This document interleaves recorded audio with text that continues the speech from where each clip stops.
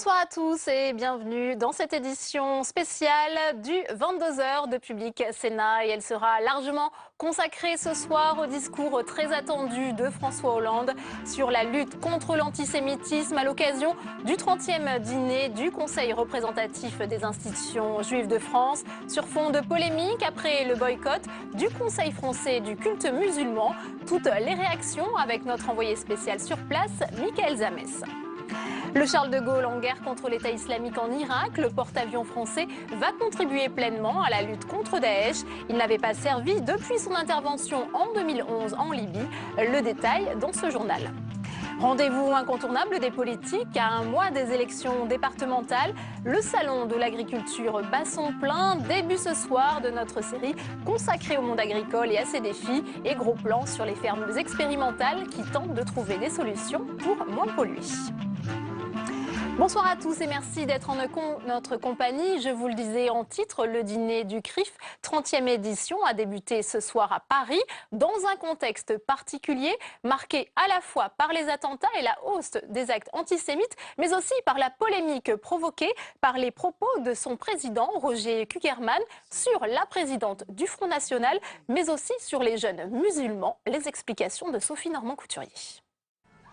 C'était il y a un mois et demi, Charlie Hebdo visé par des attentats avant un supermarché cachère de la porte de Vincennes. Un mois plus tard à Copenhague, scénario presque identique, avec cette fois-ci une synagogue attaquée par un terroriste. Les Juifs européens, cible majeure du djihadisme. Le Premier ministre Benyamin Netanyahou les appelle à rejoindre Israël. En France, l'exécutif martèle son soutien à la communauté. Un Juif qui part de France, c'est un morceau de France qui s'en va. Donc, c'est ce rassemblement autour de ceux qui sont aujourd'hui victimes de cette haine, autour des Juifs victimes de l'antisémitisme. C'est ce rassemblement qui est plus que jamais nécessaire. Un contexte particulier auquel s'ajoute la montée des actes antisémites. Ils ont doublé en 2014. La semaine dernière, ce sont près de 250 tombes juives qui ont été profanées dans le Bas-Rhin. L'État est mobilisé. Profaner, c'est insulter toutes les religions. Et c'est souiller la République. Pour le président du CRIF, ces violences sont commises par des jeunes musulmans. Des propos qui suscitent une vive polémique à laquelle pourrait répondre François Hollande dans son discours. Et pour nous accompagner lors de cette édition spéciale, notre invité ce soir, bonsoir, vous êtes Jérôme Fourquet, directeur du département Opinion à l'IFOP. On le voit, un contexte particulier, on l'a entendu, marqué par la polémique suscitée par les propos du président du CRIF, Roger Kuckerman, à la fois sur Marine Le Pen, qualifiée, je cite, d'irréprochable, mais aussi sur les jeunes musulmans qui se sont sentis stigmatisés. Du coup, ils boycottent ce dîner du CRIF. Alors François Hollande doit s'exprimer dans un instant. Que peut-on attendre dans ce contexte particulier du chef de l'État? Alors, je pense que le chef de l'État va essayer de prolonger l'esprit du 11 janvier et de Concorde nationale. Je pense qu'il va aussi avoir à cœur d'adresser des messages très clairs à la communauté juive qui, depuis un certain nombre d'années maintenant, se sent très isolée, très seule face à la montée de l'antisémitisme. Tout cela ne date pas d'hier. On a vu les choses se dégrader progressivement dès le début des années 2000 avec la deuxième intifada et son importation quelque part en France. Et ensuite, toute une série d'actes, donc soit dans la vie quotidienne, soit plus marquants, comme l'affaire Mera notamment, sont venus frapper la communauté juive qui s'est sentie encore une fois abandonnée et pas suffisamment protégée par l'État. Donc je pense que dans le contexte très tendu et très particulier qui est celui que nous connaissons actuellement, François Hollande va essayer de faire acte de concorde nationale et de montrer que l'État et la République sont aux côtés de la communauté juive. Il y aura aussi à cœur peut-être de rétablir ce contact entre musulmans et juifs après le boycott ce soir des instances représentatives des musulmans. Alors on peut penser qu'il va envoyer des messages en ce sens. Maintenant, on est dans un contexte quand même, il faut bien le rappeler, très très particulier. Donc Roger Kuckerman est quand même assez coutumier de déclarations assez carrées et assez fermes. Mais le contexte que je décrivais précédemment, qui encore une fois ne date pas d'hier, est marqué par la montée de l'antisémitisme et par la montée d'actes ou la multiplication d'actes antisémites qui sont le fait, pour une majorité ou pour une part des cas, de personnes issues de l'immigration maghrébine. Et donc pendant des années, la gauche notamment, sous le gouvernement Lionel Jospin a plus ou moins tu cette réalité, fermé les yeux. Et donc c'est ça aujourd'hui qui revient comme un boomerang sur le devant de la scène. Alors, évidemment, les propos de Roger Kuckerman qui donc ont suscité cette polémique étaient dans l'esprit de tous les participants ce soir, mais certains représentants de la communauté musulmane sont quand même venus. Écoutez ces réactions recueillies par Michael Zamès avec Alexandre Darmon sur place. Après les drames de janvier, je pense qu'il ne faut pas tomber dans la polémique. La France elle a besoin de rassemblement, elle a besoin aussi d'apaiser les tensions, de bien choisir les mots et d'éviter cette division. Je pense que c'est très très important, ce n'est pas la période. Voilà, et soyons tous unis. L'islam, il n'a rien à voir avec ces barbares et ces fanatiques. Et si le président aussi, Roger Kuckerman, il peut clarifier plus son discours, de dire je ne vise pas la jeunesse musulmane. Premièrement, la jeunesse musulmane existe dans la police partout. Ce sont des jeunes, une minorité. Cette minorité, elle n'a rien à voir à la majorité des musulmans et aussi à l'islam de France. Ce que j'ai dit au micro de Jean-Pierre Elkabbach, c'est que la grande majorité des actes antisémites sont commis par des jeunes musulmans. Et j'ai ajouté que c'était une toute petite minorité de la communauté musulmane, et j'ai dit aussi que les musulmans étaient les premières victimes de cette situation. Donc je ne comprends pas cette décision, et j'espère qu'on pourra rétablir le contact amical que nous avions depuis toujours avec le Conseil français du culte musulman. Alors on va tout de suite retrouver sur place notre journaliste Michael Zamès. Vous êtes donc en direct de ce dîner du CRIF à Paris. On vient de l'entendre, les propos du président du CRIF, Roger Kuckerman, ont quand même suscité un certain malaise. Comment ces propos ont-ils été perçus sur place, Michael ? Ah, vous imaginez bien que c'était pas le moment de créer de la polémique finalement. C'est un petit peu ce qu'on entend ici dans les couloirs de ce dîner du CRIF. Roger Kuckerman, qui vient de prendre la parole il y a quelques instants, il a voulu mettre aussi les choses au point devant tout le monde. Et il a eu cette phrase, deux phrases très importantes. La première, il a dit, vous avez vu que une des premières phrases qui a fait beaucoup réagir, c'était celle concernant le Front National et celle concernant Marine Le Pen. Marine Le Pen est irréprochable, avait-il dit ce matin au micro d'Europe 1. Et finalement, il est revenu sur ses propos ce soir. Marine Le Pen n'est ni réprochable et elles n'ont pas non plus fréquentable tant qu'elle ne se démarquera pas des propos tenus par son père pendant toutes ces années. Ça, c'était le premier point important pour Roger Kuckerman, qui a décidé de faire cette mise au point dès le début de son discours de façon assez ferme finalement. L'autre point, c'est évidemment sur le CFCM et ses relations avec le culte musulman. Il appelle aujourd'hui, il tend la main et il dit finalement qu'il y a des vifs regrets qui doivent être partagés, et puis finalement les minorités des musulmans qui doivent vivre ensemble. Il dit nous sommes tous dans le même bateau et finalement nous devons vivre ensemble. Reste qu'il y a eu cette polémique qui a été lancée et que finalement les hommes politiques qu'on a croisés ce soir appellent tous au dialogue, appellent à se tendre la main l'un vers l'autre, vers toutes les communautés. L'action qui est menée également par le gouvernement, on a pu discuter avec quelques ministres ce soir, chacun nous a rappelé que l'action qui était menée par le président de la République, par Manuel Valls, par le ministre de l'Intérieur, où il y a beaucoup d'annonces qui ont été faites ces derniers temps, depuis l'esprit du 11 janvier, depuis les attentats, il y a eu beaucoup d'annonces qui ont été faites en matière de justice, en matière aussi également de répercussions sur Internet. Vous savez que c'est l'une des perspectives ce soir annoncées par François Hollande, où il y aura certainement des annonces faites en ce sens pour plus de régulation sur Internet, car c'est là aussi évidemment sur le web qu'on trouve beaucoup d'actes antisémites qui sont prononcés partout sur Internet. Alors vous voyez, il y a deux aspects ce soir. Il y a l'aspect des polémiques par rapport à ce qui a été dit par Roger Kuckerman. Ça commence un petit peu à se calmer ce soir après les propos du président du CRIF. Et puis il y aura les annonces attendues par le président de la République. Le président de la République qui est venu ce soir dans un climat serein, nous dit-on, d'apaisement, mais de manière très ferme, car ce soir il veut aussi parler à cette communauté juive qui a peur.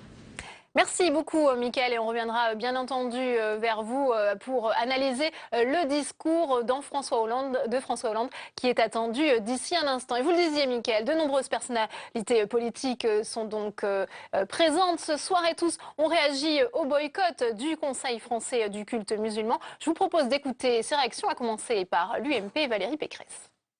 Oui, on a besoin de cet esprit du 11 janvier aujourd'hui pour régler ces problèmes de la République. Et oui, je regrette qu'il y ait des phrases qui aient été lancées, qui stigmatisent une partie de notre communauté nationale et je pense à mauvais escient. Il y a eu une forme de terrorisme islamique qui s'est manifestée ces dernières semaines. Il ne faut pas le nier.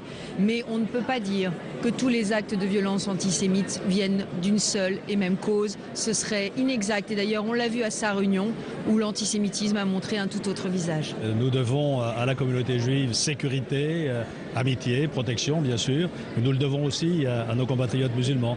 Et donc c'est dans cet esprit-là que nous devons travailler les uns avec les autres. Nous avons besoin de la détermination la plus grande dans la lutte contre l'antisémitisme et contre le racisme. Donc ça, c'est absolument indispensable, la fermeté. Et il y a aussi un travail d'éducation, évidemment. Je crois qu'il ne faut pas mésinterpréter ou alimenter une polémique à partir des propos qui ont été tenus ce matin par le président du CRIF, Roger Kuckerman. C'est un homme de valeur, c'est un républicain de très grande conviction. Et je crois qu'il faut ce soir que tous se rassemblent dans ce combat. Jérôme Fourquet, ça va être compliqué pour François Hollande quand même d'intervenir ce soir dans ce contexte. On voit tous les politiques appellent à l'unité nationale, au dialogue entre juifs et musulmans. Pour autant, il y a quand même cette communauté musulmane qui peut aussi se sentir stigmatisée. Effectivement, je pense que François Hollande aura à cœur de rassurer aussi cette population issue de l'immigration maghrébine, pour l'essentiel. Pas mal de signaux ont déjà été envoyés. On l'entendait dans votre reportage. Roger Kuckerman a déjà fait un pas une mise au point et pour essayer d'arrondir un petit peu les angles. Et puis un certain nombre de responsables politiques se sont exprimés. Donc je pense qu'on va être dans cette tonalité-là. Néanmoins, il faut quand même rappeler quelques faits objectifs. C'est-à-dire que depuis quelques semaines maintenant, ce sont des soldats en armes qui montent la garde devant des centres communautaires juifs, des écoles et des synagogues en plein cœur de Paris. L'année 2014, c'est 7000 juifs qui ont fait leur alia, comme on dit, c'est-à-dire qu'ils sont partis vers Israël. Sur une communauté, une population qui est estimée aux alentours de 400-500 000 personnes. 600 000 même. Alors selon les chiffres, ceux de l'IFOP, c'est un peu moins. Donc on est à peu près 1% de cette population qui est partie en une année seulement. Et les chiffres qui s'annoncent pour 2015 sont encore bien supérieurs. Donc il y a un Avec véritable... cet appel aussi du Premier ministre israélien, Benjamin Netanyahou, effectivement, qui invite les Juifs d'Europe à émigrer vers Israël. Donc il y a ça, tous ces éléments concrets qui sont en toile de fond. Et donc, bien évidemment, François Hollande aura comme objectif, je pense, de retisser les liens et d'essayer de penser les plaies, de calmer le jeu, si vous me permettez l'expression. Mais il y a d'abord et avant tout, ce soir, je pense, la volonté de montrer que l'État républicain va prendre toute sa part dans la lutte contre l'antisémitisme et essayer de rassurer cette population qui, encore une fois, vit sans doute la peur au ventre. Alors on attend toujours l'intervention du chef de l'État. Il devrait intervenir d'ici quelques instants en direct de cette 30e édition du dîner annuel des institutions juives de France. Je vous propose tout de suite d'écouter Brice Hortefeux, député UMP européen, qui a également réagi à cette polémique sur les propos de Roger Kuckerman. On l'écoute. Les électeurs du Front National ne sont pas des sous-citoyens, ce ne sont pas des sous-hommes, ce ne sont pas des sous-électeurs, mais ce sont des personnes que nous devons nous convaincre. Il n'est pas question de parler des appareils, nous respectons les électeurs et nous avons un devoir dans l'opposition républicaine, c'est de les convaincre que voter Front National, c'est d'abord aider la majorité, comme ça a été démontré dans le Doubs, et c'est simultanément conduire la France dans une impasse. Alors on va tout de suite retrouver en direct du CRIF Mickaël Zamès, notre envoyé spécial ce soir. Mickaël, on vient d'entendre Brice Hortefeux. Pas question non plus d'ignorer les électeurs du Front National. C'est en substance le message de l'ancien ministre de l'Intérieur. Bien évidemment, et surtout nous sommes à presque un mois des élections départementales. Dans les sondages, en tout cas le Front National fait la course en tête, suivi de l'UMP, de l'UDI et le Parti Socialiste qui est loin derrière. Donc évidemment le message que vous avez entendu de Brice Hortefeux, il est très simple, c'est s'adresser d'abord à ces personnes qui votent Front National. Et ici on a beaucoup parlé quand même de cet aspect du Front National qui reste extrêmement présent. Les gens se demandent pourquoi est-ce qu'aujourd'hui on se retourne vers les extrémismes. Vous avez entendu François Hollande, Manuel Valls lors de leur passage au Salon de l'Agriculture qui qui, l'un pour le président de la République, ne comprenait pas cette peur de se retourner vers les extrêmes. Et aujourd'hui, Manuel Valls, lui aussi, qui est allé de sa phrase en disant qu'il ne comprenait pas pourquoi, par exemple, les agriculteurs avaient cette crainte, cette peur sur les territoires français, ce territoire oublié, et que finalement, il fallait revenir vers le jeu républicain, vers les partis républicains. Voilà, que ce soit à gauche comme à droite, on ne veut pas stigmatiser le Front National. C'est un parti comme un autre qui aujourd'hui fait la course en tête dans les sondages en tout cas. En tout cas, on veut s'adresser directement aux partis et aux électeurs qui votent Front National pour qu'ils reviennent dans ce giron et qu'ils retournent dans les urnes pour voter sur les partis que l'on dit plus républicains. Et vous avez vu aussi cette polémique par rapport à Roger Kuckerman qui a parlé de Marine Le Pen. Marine Le Pen qui serait irréprochable personnellement, avec qui on pourrait discuter. Il vient de revenir sur ses propos, mais reste que quand même Marine Le Pen, ce n'est pas son père, ce n'est pas Jean-Marie Le Pen, c'est une personne aujourd'hui avec qui on peut discuter, nous disaient certaines personnalités ici. Et on parle aussi beaucoup d'un électorat de juifs français qui se dirigerait aujourd'hui vers le Front National, tout bonnement pour une peur contre l'islam. Et on voit bien, encore une fois, que ce qui se joue ici ce soir, c'est aussi cette stigmatisation entre deux communautés, communauté juive française, communauté musulmane, qui est en train de se distendre, les liens qui ont du mal aujourd'hui à se tendre de la main l'une vers l'autre, et le Front National qui est au cœur, évidemment, de toutes les discussions.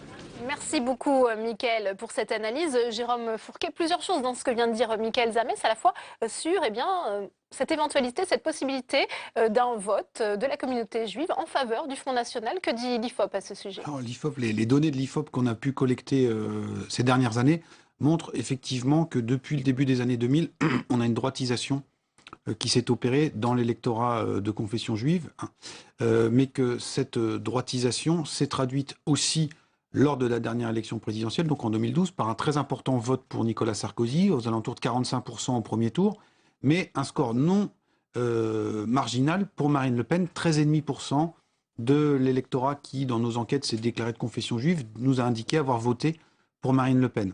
Donc, comment expliquez-vous ce score? Alors, on est toujours quand même assez en deçà de la moyenne nationale. Pour mémoire, Marine Le Pen a fait 18% au premier tour, mais c'est beaucoup plus ce que ne faisait son père en 2007. En 2007, d'après nos enquêtes, on était à 4-5% et à peu près au même niveau en 2002. Donc il y a une vraie progression dans l'électorat juif du vote Front National, par un double phénomène. D'une part, la droitisation sous l'effet d'une montée de l'insécurité et de la crainte ou de l'inquiétude vis-à-vis de l'islamisme, sur lequel le Front National a toujours été très allant, mais jusqu'à présent, il y avait un verrou.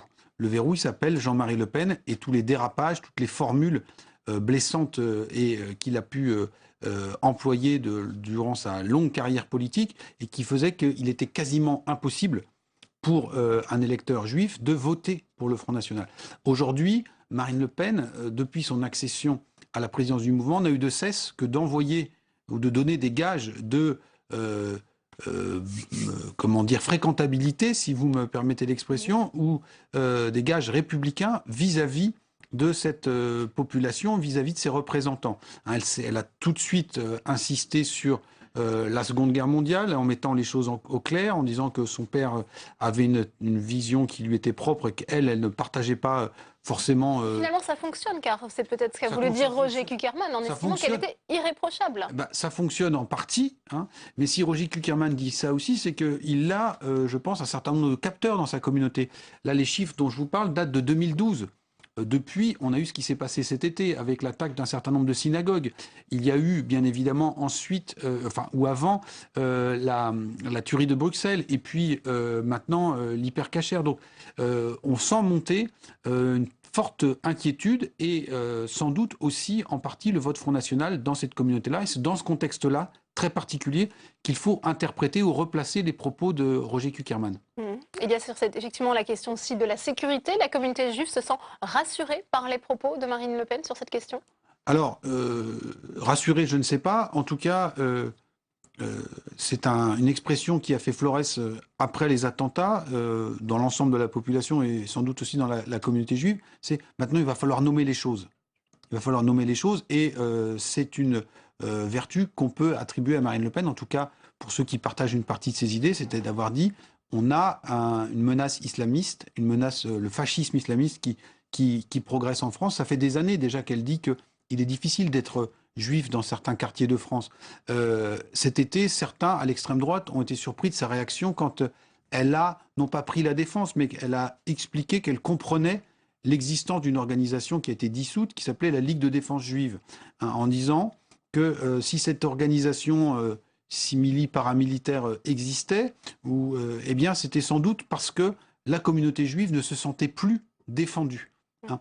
Donc c'est, encore une fois, des mots qui ont sans doute touché juste, et si on replace tout cela dans le contexte de très forte progression des retours vers, des retours, ou des départs plus exactement vers Israël, eh bien on voit que tout ça fait sens, et que, encore une fois, Marine Le Pen, en ayant donné des gages ou des brevets de respectabilité qui semblent avoir été plus ou moins entendus au plus haut niveau de la communauté juive, eh bien, essaye de faire progresser son mouvement et son audience dans un électorat qui, jusqu'à présent, lui a toujours été réfractaire et hermétique. Alors Jérôme Fourquet, je vous propose de réécouter un extrait du discours de Roger Kuckerman, le président du CRIF, qui s'est exprimé il y a quelques instants et qui a tenu à faire une mise au point après la polémique suscitée par ses propos. On l'écoute.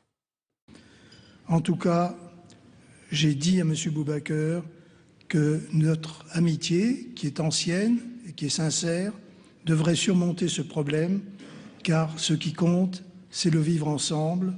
Juifs et musulmans, nous sommes sur le même bateau et j'espère que le contact sera rapidement rétabli. Jérôme Fourquet, on vient d'entendre Roger Kuckerman avec cette main tendue. Finalement, la polémique va se tasser et on espère que le dialogue va être à nouveau renoué entre les différentes communautés ce soir en France. Tout à fait, c'est tout ce qu'on peut espérer.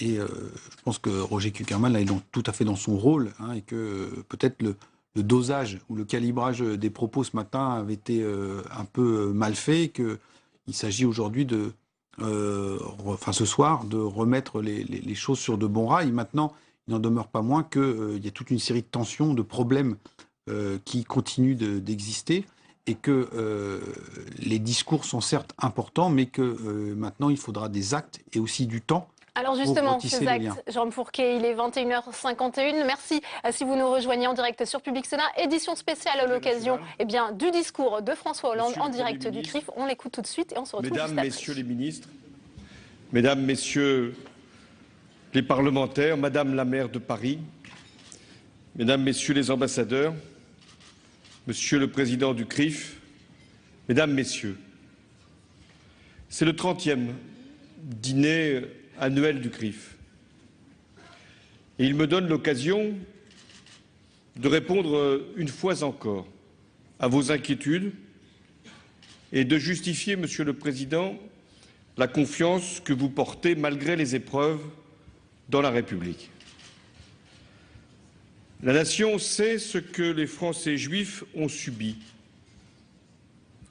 et ce qu'ils ont donné à leur pays,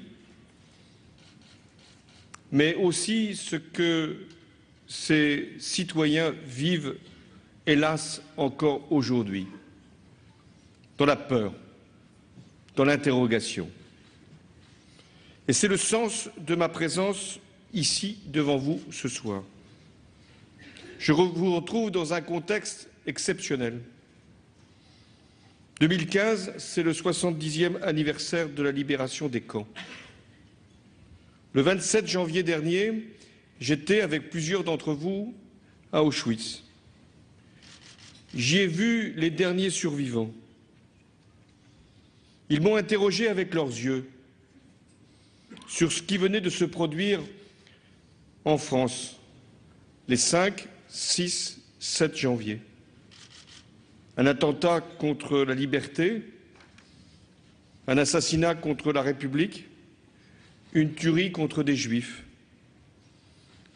Mais dans cette foule, et même dans la pénombre, j'ai décelé aussi une lumière. Quand ils m'ont parlé des manifestations du 11 janvier, de la levée en masse pour la fraternité, de la présence aussi de nombreux chefs d'État et de gouvernement venus de tous les continents pour exprimer leur solidarité à l'égard de la France et leur indignation face à l'effroi. J'ai pu imaginer leur espoir dans un sursaut, mais aussi leur crainte d'une répétition, ici ou ailleurs, des mêmes drames. Et quelques jours après, au Danemark, à Copenhague, la haine frappait encore, avec une reproduction des intentions et des cibles. Un cinéaste, des policiers, des juifs. À Paris comme à Copenhague, les terroristes n'ont pas frappé au hasard. Ils ont choisi leurs victimes et adressé le même message, celui de la guerre. De la guerre qui effraie, de la guerre qui tue, de la guerre qui divise, de la guerre qui cherche à détruire les fondements mêmes du vivre ensemble. Et parmi les premières victimes, il y a toujours des Juifs. 70 ans après la Shoah, l'antisémitisme est toujours là. Il est comme une lèpre qui revient quand les civilisations s'en croient délivrées. Que peuvent en effet éprouver les enfants juifs en 2015 de notre pays, quand ils voient qu'après une histoire faite de persécutions et de malheurs, les Juifs sont encore pourchassés par la haine. Ils ressentent cette même impression qu'avait exprimée Albert Cohen en 1905 à Marseille. Il avait 10 ans. Il venait de voir sur un mur de sa ville écrit « Mort aux Juifs ». Alors, bien plus tard, il avait confié ses sentiments. Le savoir à 10 ans, c'est trop tôt.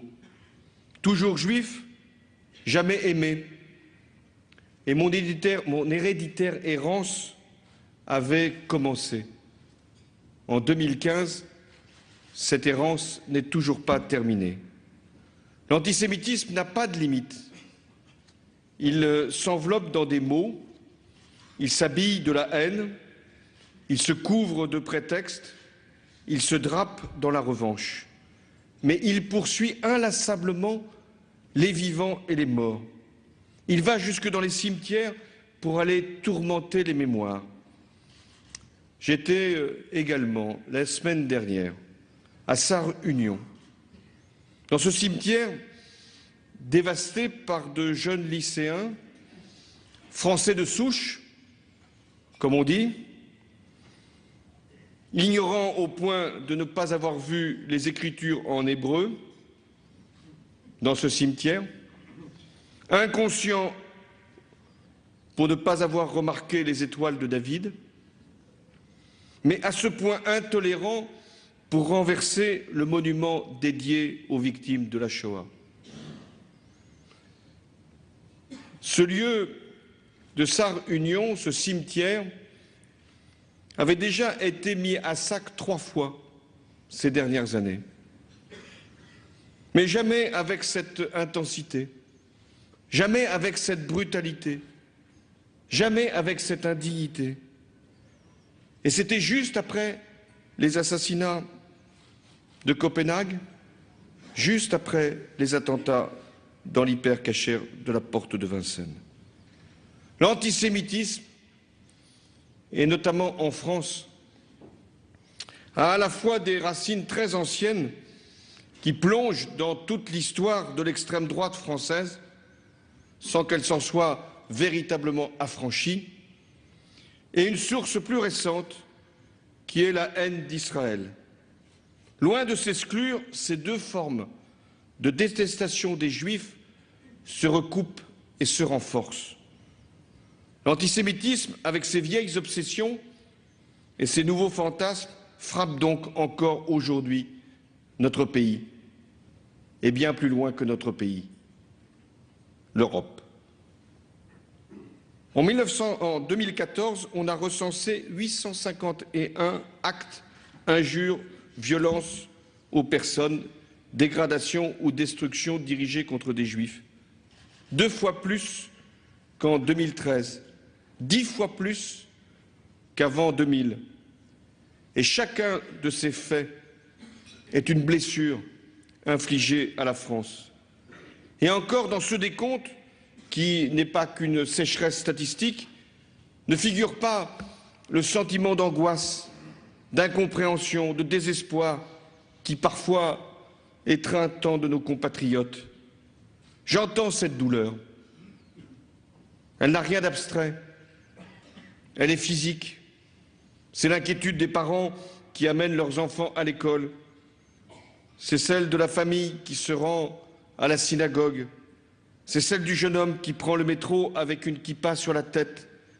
C'est celle des clients des commerces cachers, des librairies juives, des centres culturels du judaïsme français. Voilà ce qui est ressenti et donc partagé par nous-mêmes, partagé par tous ceux qui croient en la République et en la France. Il n'y a pas d'antisémitisme ordinaire. Tous les ennemis des Juifs sont les ennemis de la liberté. L'histoire nous l'a encore appris. Ils sont souvent les premiers à être frappés par des fléaux qui nous toucheront tous à notre tour si nous n'y mettons fin. Et c'est pourquoi, en protégeant les Juifs, la République se défend aussi contre elle, par rapport à elle-même. L'antisémitisme, la France ne l'accepte pas. Elle le combat. Et je le dis ici, le combattra sans faiblesse. Et c'est le sens du plan que le Premier ministre Manuel Valls, au nom du gouvernement, va présenter dans les prochains jours contre le racisme et l'antisémitisme. Ce plan sera aussi complet que concret. D'abord, il visera à protéger. C'est à l'État qu'incombe cette responsabilité. Il mettra donc tout en œuvre pour prévenir, dissuader, agir. Et à mon tour, je veux rendre hommage aux policiers, aux gendarmes, aux soldats. Ce sont eux qui ont porté l'assaut courageux, périlleux pour sauver les otages. Ce sont eux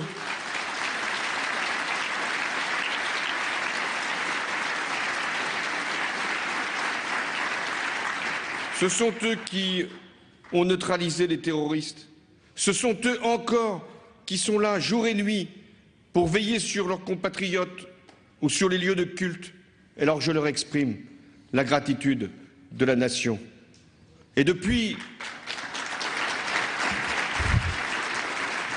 le mois de janvier, 10 000 soldats ont été déployés devant les synagogues, comme d'ailleurs devant les mosquées, devant les écoles, devant les bâtiments qui pourraient être menacés.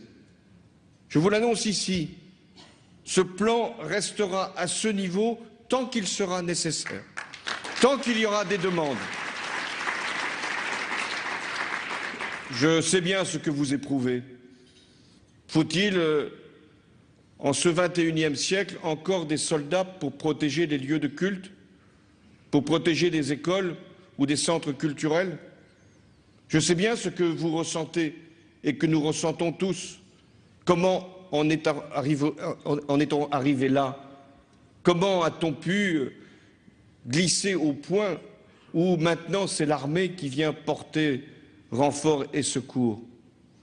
Et pourtant, si nous ne le faisions pas, vous seriez les premiers, à juste raison, à dire que nous ne mettons pas tout en place pour protéger nos concitoyens. Et une fois encore, je veux affirmer ici que c'est en vous protégeant que nous nous protégeons. Et c'est aussi une joie, même dans ce moment troublé que j'éprouve, quand je vois des mères apporter des compléments alimentaires à nos soldats, quand je vois des jeunes dire leur respect pour la police, quand je vois aussi toutes les forces politiques démocratiques réunies pour saluer effectivement ce qu'est la sécurité publique. Oui, dans ces épreuves, nous nous élevons tous au-dessus de nos propres conditions. Protéger, c'est aussi empêcher que de nouveaux attentats soient commis. La France a déjà présenté un arsenal antiterroriste impressionnant avec plusieurs lois votées. La dernière, c'est celle du 13 novembre 2014. Nous y avons ajouté des mesures supplémentaires annoncées par le Premier ministre le 21 janvier pour détecter la radicalisation, pour surveiller encore davantage les réseaux terroristes et pour mettre hors d'état de nuire ceux qui reviennent des zones de conflit, tout en empêchant certains de partir pour les rejoindre. Un projet de loi sur le renseignement sera présenté le 19 mars en Conseil des ministres. Il a été préparé dans une large consultation et concertation avec toutes les familles politiques.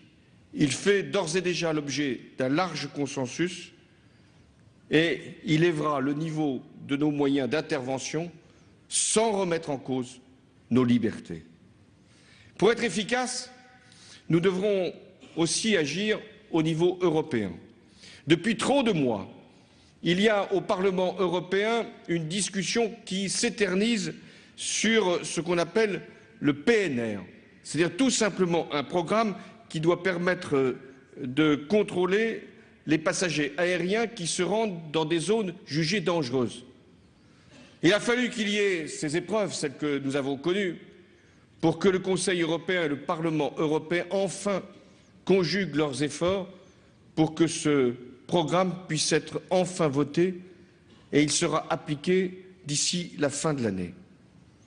C'était indispensable parce que nous ne lutterons pas contre le terrorisme à l'abri de nos frontières, ce serait trop simple. J'en entends qui disent qu'il faudrait supprimer Schengen. Mais pour faire quoi?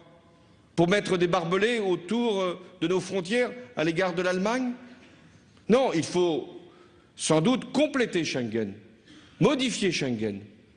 Mais nous ne pourrons pas faire moins d'Europe si nous voulons être efficaces contre le terrorisme. Il faudra une fois encore faire plus d'Europe pour que nous puissions coordonner nos efforts, simplifier nos procédures, harmoniser notre droit et être efficaces. La réponse, elle n'est pas nationale, elle est européenne, elle est même internationale. Mais il y a ce qui relève de notre propre responsabilité. C'est aussi de punir. C'est l'affaire de la justice. Pour citer un homme qui fait honneur à la France, Robert Badinter, l'état de droit, ce n'est pas l'état de faiblesse. Nous allons donc renforcer tous les outils du droit pour qu'aucun propos, aucun acte antisémite ne demeure sans réponse. Cela veut dire des sanctions plus rapides et plus efficaces. Et c'est la raison pour laquelle j'ai souhaité que toutes les paroles, tous les écrits de haine, qu'ils soient antisémites, racistes, homophobes, ne relèvent plus du droit de la presse, mais du droit pénal, avec des peines adaptées, dissuasives, éducatives.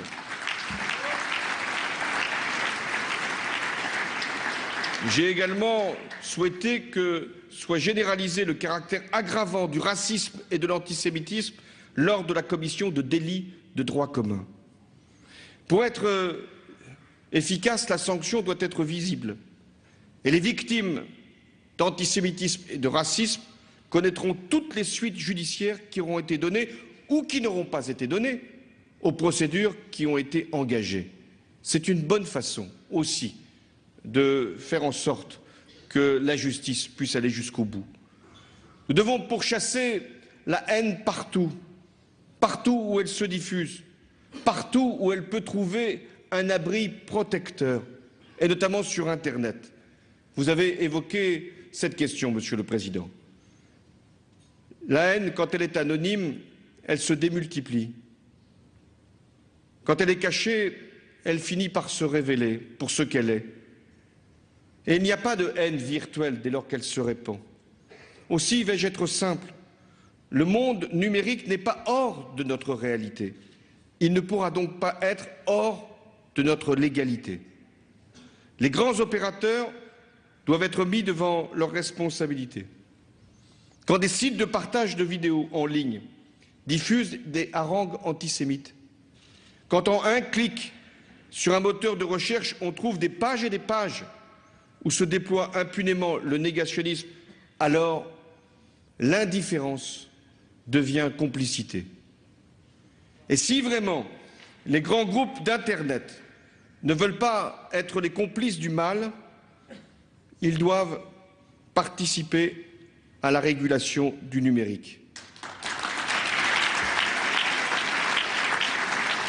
Puisque nous sommes parvenus à éliminer la circulation d'images pédopornographiques sur les réseaux, alors nous devons agir de la même manière contre ceux qui font l'apologie du racisme, de l'antisémitisme et du négationnisme. Et c'est pourquoi je soutiens l'appel international que l'Union des anciens déportés et l'Union des étudiants juifs de France ont lancé le 27 janvier dernier aux géants d'Internet contre le négationnisme. Le ministre de l'Intérieur, Bernard Cazeneuve, revient d'un déplacement de la Silicon Valley. Ce n'était pas pour mesurer les effets de la French Tech, qui sont pourtant bien réels, ni le succès de nos entreprises, qui sont considérables, ni le sens de l'innovation de beaucoup de jeunes start-up françaises. Non, il y est allé pour rencontrer les dirigeants de Google, Facebook, Apple et Twitter. Et comme nous sommes un grand pays hospitalier, il les a invités à venir à Paris dès le mois d'avril, mais afin de conclure un accord sur le retrait des contenus illicites et de permettre une coopération avec la plateforme Pharos de signalement qui sera elle-même renforcée en personnel et en matériel. Nous fixerons donc un cahier des charges clair et précis avec les dirigeants de ces géants de l'Internet et devant vous, je vous l'assure, nous contrôlerons son application.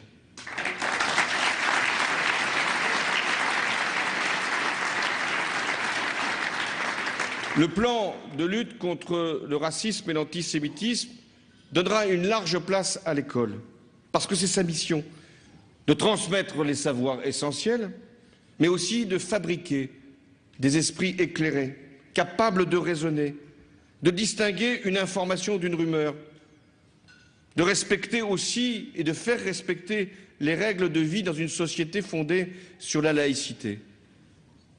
C'est un devoir pour l'enseignant, mais c'est une tâche difficile.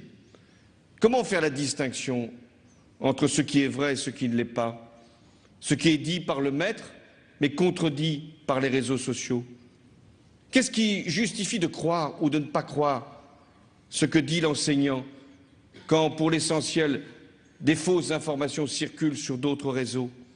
Comment assurer l'autorité du maître quand elle est sans cesse contestée, y compris par des parents qui veulent donner une autre idéologie à leurs enfants ou parfois les laissent à l'abandon?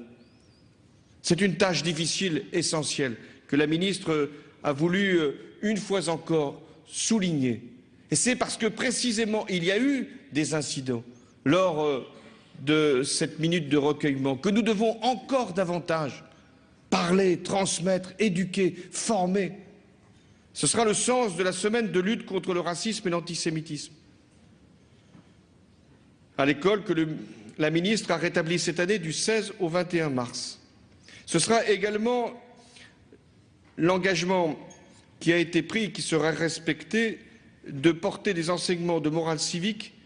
Ils débuteront en septembre prochain dans toutes les classes, du CP jusqu'à la terminale. Ils permettront de proposer un véritable parcours républicain pour toute une classe d'âge. Et de la même manière, nous ferons en sorte de développer autant qu'il sera possible le service civique pour que d'abord il soit proposé à tous les jeunes, je dis bien à tous les jeunes de France, pour qu'ils puissent donner le meilleur d'eux-mêmes au service de la collectivité et d'eux-mêmes. Nous ferons aussi en sorte que la réserve citoyenne, c'est-à-dire ce que peuvent faire tous les adultes avec leur expérience professionnelle, que cette réserve citoyenne soit mobilisée pour l'éducation, pour la santé, pour la culture. Et d'une certaine façon, je m'adresse à vous. Vous êtes également partie prenante de cette mobilisation.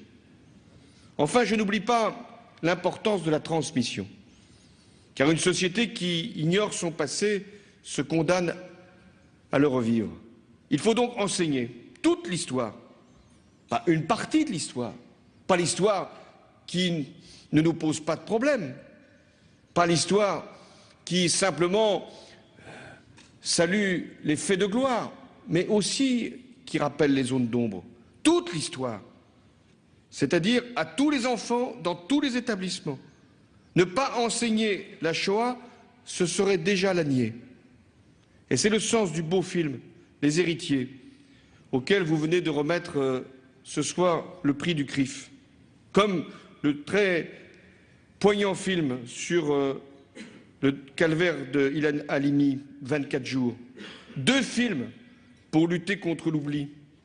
Vous avez également remis un 3e prix à un jeune homme, Lassana Bathily, comportement exemplaire. Exemplaire pendant la prise d'otage, exemplaire après la prise d'otage, exemplaire dans les mots et les actes. Oui, nous sommes fiers que Lassana Bathily soit un citoyen français.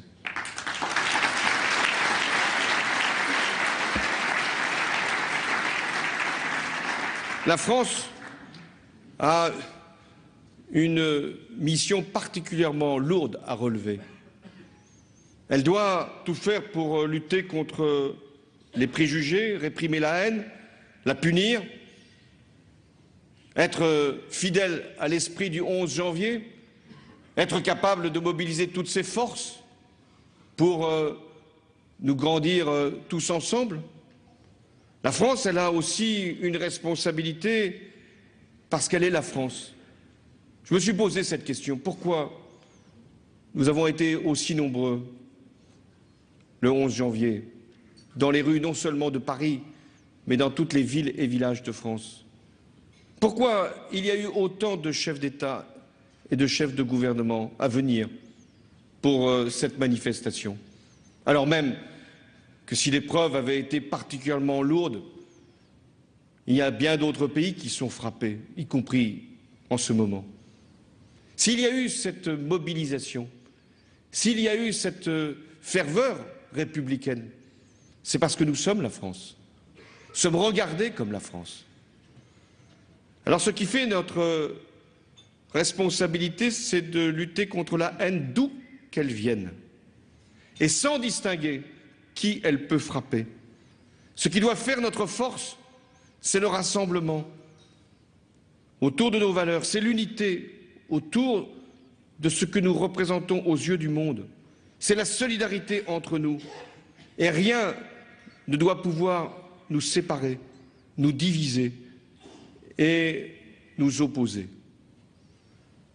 Nommer les choses, oui, mais en même temps unir les gens, c'est la responsabilité que nous avons. Je rappelle que les actes anti-musulmans ont en janvier atteint un chiffre équivalent à celui de la totalité des faits survenus en 2014 et que les musulmans sont dans le monde les premières victimes du terrorisme islamiste et du djihadisme, que ce soit au Moyen-Orient ou en Afrique. Car l'enjeu, il est mondial.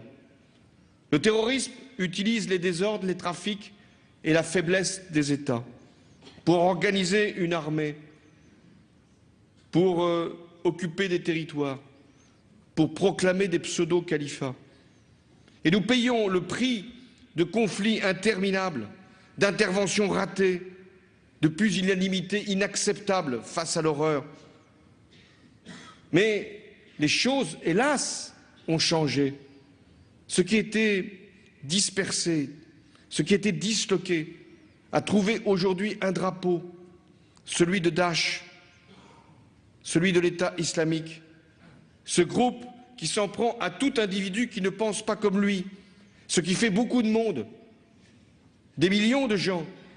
Ce groupe qui massacre tous ceux qui lui résistent, musulmans, chrétiens, et tous ceux qui, à un moment, veulent tout simplement être libres. La responsabilité de la France, elle est là aussi, au plan international. Elle est politique, car il s'agit de résoudre les crises, de chercher les transitions démocratiques, d'offrir des perspectives de développement. Il y a un cas aujourd'hui qui nous mobilise sur le plan politique. C'est ce que nous faisons pour la Libye. Parce que le risque, si nous ne trouvons pas une solution politique, c'est qu'il y ait, là encore, un État qui sera entièrement dans les mains des terroristes islamistes. La réponse, elle peut être aussi militaire. Ce fut le cas au Mali en 2013, quand nous avons évité que les terroristes puissent occuper tout simplement un État dans sa totalité. Nous sommes encore présents au Sahel avec l'opération Barkhane. Il s'agit de contenir d'autres groupes terroristes, souvent les mêmes, notamment Boko Haram. Nous aidons là encore à la constitution d'une force interafricaine. Et puis il y a le Moyen-Orient. La France apporte son soutien aux forces irakiennes, kurdes, qui sont engagées en première ligne contre Daesh. En Syrie, malgré toutes les difficultés, nous continuons à soutenir ce qui reste, je dis bien ce qui reste, de l'opposition démocratique que nous avons laissé tellement à l'abandon, même quand le pire avait été commis avec l'utilisation des armes chimiques. Mais en même temps, la France ne peut pas s'engager partout. Elle est appelée par beaucoup de pays, puisque nous sommes parfois les seuls à nous mobiliser. On va chercher la France. Mais il revient à la communauté internationale de prendre aussi ses responsabilités. Et à l'Europe de bien comprendre que sa défense ne s'arrête pas aux portes de l'Ukraine, même si là aussi nous devons agir. Alors il va falloir lancer des initiatives, et si elles ne viennent pas, ces initiatives, le pire n'est pas seulement possible, il est certain. C'est aussi en pensant à ce risque que je veux évoquer l'interminable conflit israélo-palestinien. Je sais combien il est douloureux pour les Juifs du monde entier, que tant de liens rattachent depuis si longtemps à l'État d'Israël, au rêve dont il est issu. Nous sommes depuis trop nombreuses années dans une impasse, avec une absence d'horizon, et alors même que nous connaissons, et vous les avez rappelés, les paramètres pour une sortie de ce conflit avec deux États vivant côte à côte en paix et en sécurité. La diplomatie française a donc proposé une nouvelle démarche.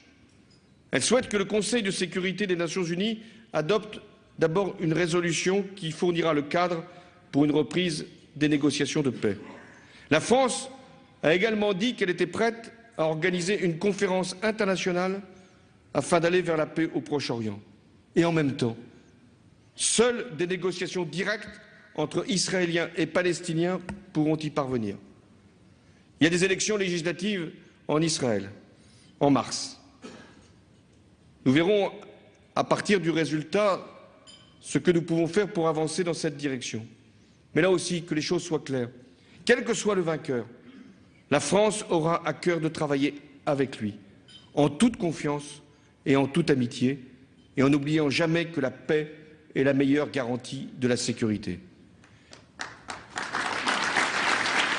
Et parce que nous sommes attachés à la paix, la France a pris une position claire et ferme dans la lutte contre la prolifération nucléaire, et donc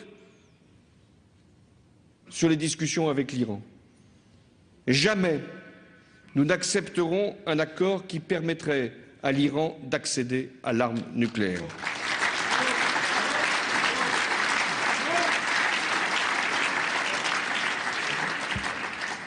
Ce n'est pas seulement la sécurité d'Israël qui nous mobilise, c'est la sécurité d'Israël, c'est la sécurité de l'ensemble de la région, mais c'est notre propre sécurité. La prolifération nucléaire est un mal absolu qui fait que le terrorisme peut prendre même d'autres formes encore plus graves que celles que nous connaissons. Mesdames et messieurs, je veux conclure par une question que vous avez posée, Monsieur le Président. Français juifs, vous êtes chez vous, ici, dans votre patrie. Elle vous doit, cette patrie, une part de votre identité, sans doute, mais une part de sa propre identité. Vous êtes chez vous en France. Vous lui avez tant donné à la France. La France le sait, la France le dit, la France le montre, et elle s'est levée il y a un mois pour dire non au fanatisme et non à l'antisémitisme. Les Juifs sont chez eux en France. Ce sont les antisémites qui n'ont pas leur place dans la République.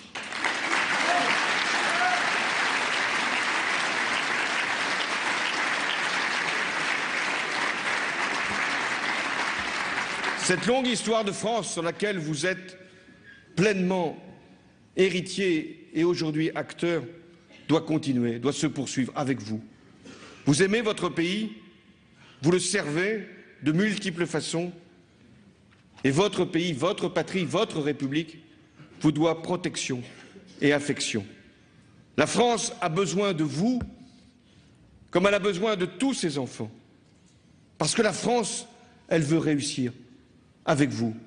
Elle veut réussir avec tous les citoyens de France, sans distinction. Parce que la France, elle a encore un long chemin à accomplir. Et elle ne le réussira qu'avec vous, ensemble. Vive la République et vive la France.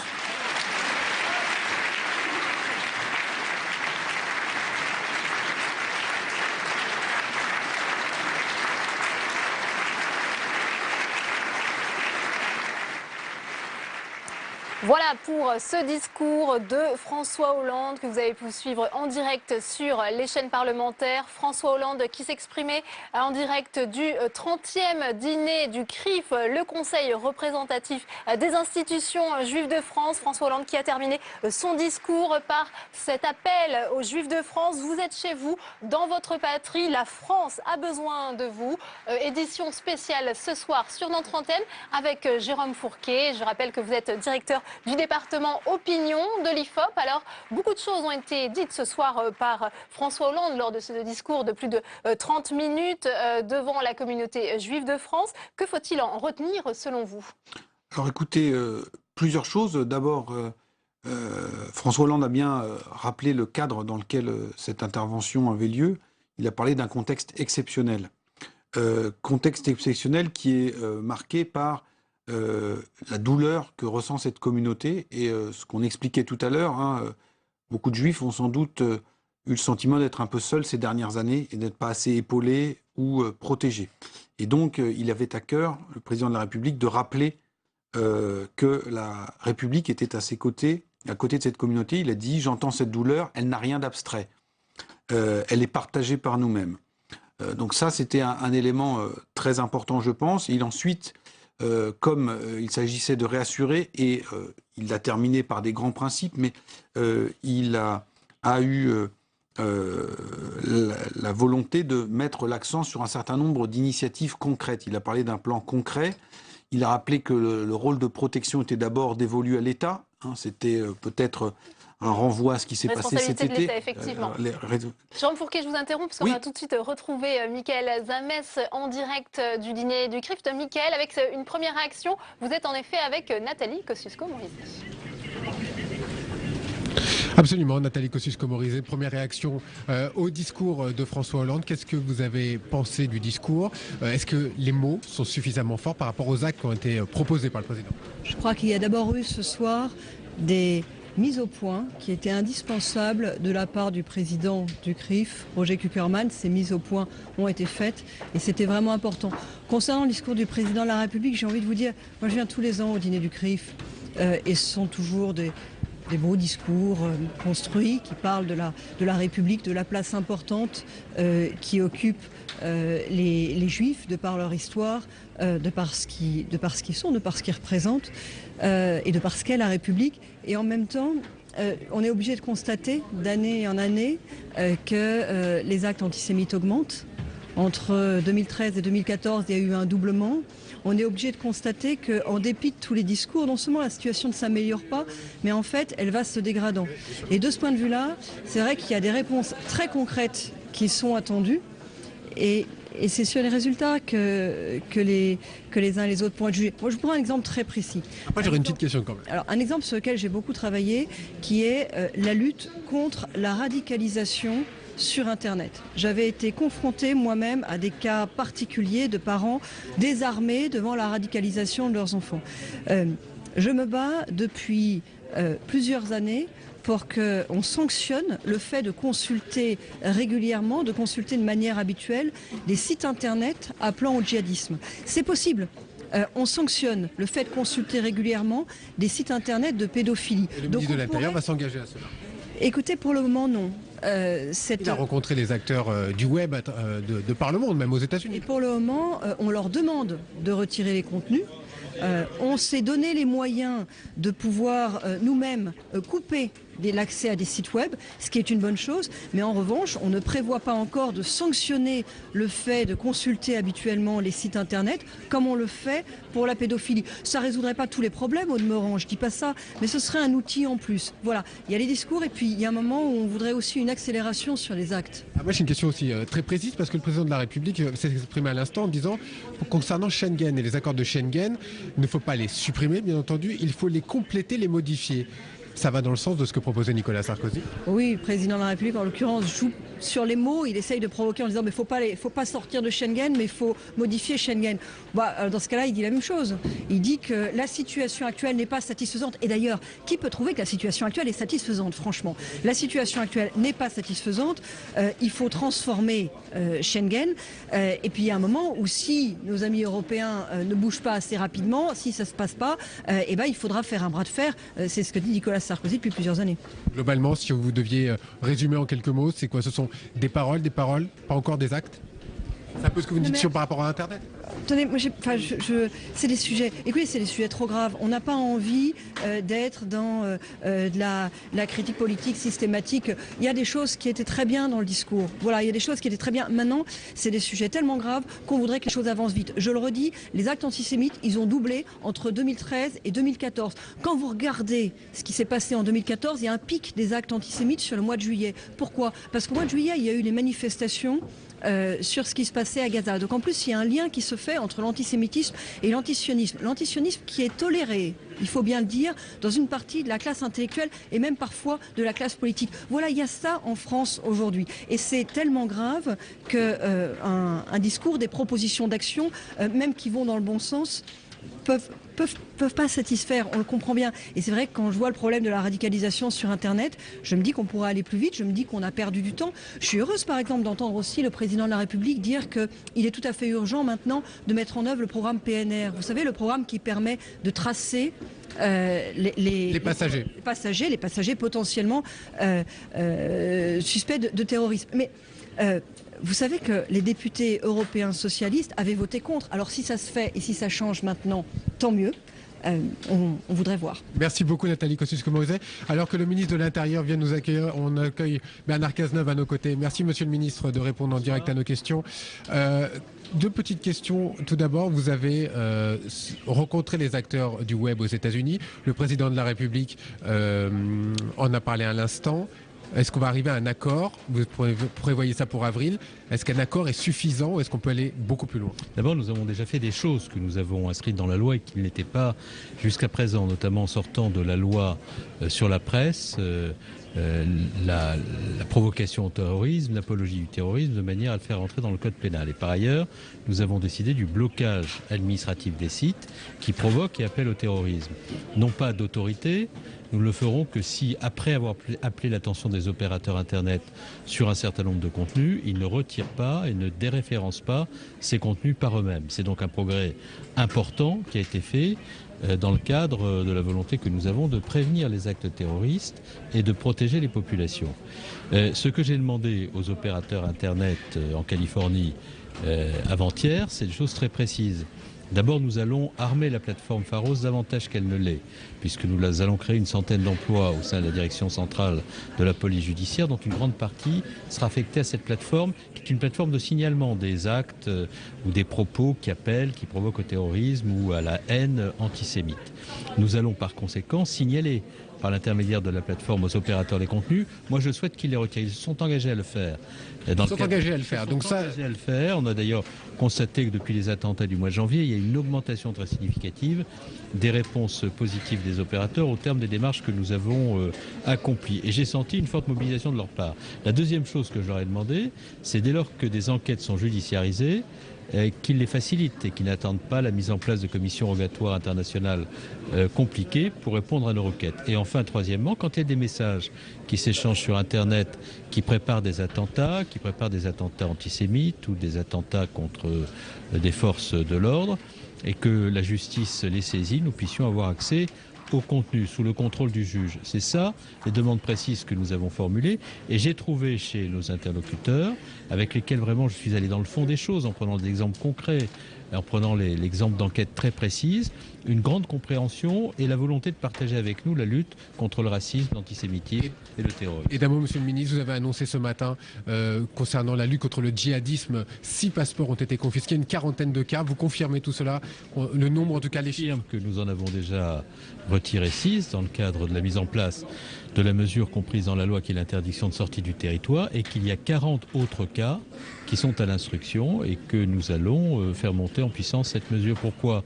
Tout simplement parce que ceux qui partent commettent des exactions, et ceux qui partent, nous sommes obligés, dès lors qu'ils sont français, de les accueillir à leur retour, c'est le droit international, et ils reviendront ivres de violence, animés par le seul instinct de la barbarie et de la violence. Et par protection des Français, nous avons fait voter cette mesure dans la loi et je la mets en œuvre. Donc les lois que vous avez préconisées, qui sont mises en place depuis le 11 janvier, depuis le 7 janvier, tout cela commence à rentrer en vigueur? Et ça rentre en vigueur, les décrets d'application de la loi du 13 janvier pour ce qui concerne le blocage des sites, l'interdiction de sortie du territoire ont été pris le 14 janvier. J'ai adressé une circulaire à tous les préfets le 18 février et cette mesure est en vigueur et désormais elle s'applique. Et elle s'appliquera, je tiens à le dire, avec la plus grande fermeté, car contre le terrorisme, on ne peut pas avoir la main qui tremble. Il faut être déterminé et d'une fermeté totale. Merci d'avoir répondu en direct aux questions de Public Sénat après le discours du président de la République ici au dîner du CRIF. Merci beaucoup, Mickaël, pour toutes ces réactions. Un mot peut-être pour conclure, Jérôme Fourquet. On a entendu le chef de l'État applaudi à plusieurs reprises par la communauté juive ce soir. Est-ce qu'il a pu la rassurer et répondu à ses attentes? Il a eu à cœur justement de donner des gages assez concrets. Il a détaillé tout un catalogue de mesures en matière sécuritaire. Un projet de loi sur le renseignement sera présenté notamment au Conseil des ministres le 19 mars prochain. Une aggravation des sanctions contre tous les propos plus rapides, plus efficaces contre les actes antisémites. Voilà, des pressions amicales sur les grands opérateurs d'Internet pour qu'ils contribuent davantage à la lutte contre l'antisémitisme et toute forme de racisme. Et puis aussi un certain nombre d'engagements en matière éducative, puisque quand il est revenu sur la triste affaire du cimetière de Sarre-Union, il a parlé de jeunes ignorants qui ne savaient même pas décoder le fait qu'ils étaient dans un cimetière juif. Donc un certain nombre de mesures, mais sans doute, encore une fois, faudra-t-il être jugé aux actes et voir si dans les semaines et les mois qui viennent, cette volonté ne faiblit pas et si les mesures concrètes sont bien à la hauteur des grands discours prononcés. Merci beaucoup, Jérôme Fourquet, d'avoir été notre invité pour cette édition spéciale. C'est la fin de ce journal. Merci à vous de l'avoir suivi. À suivre votre soirée documentaire. Très bonne soirée sur Public Sénat.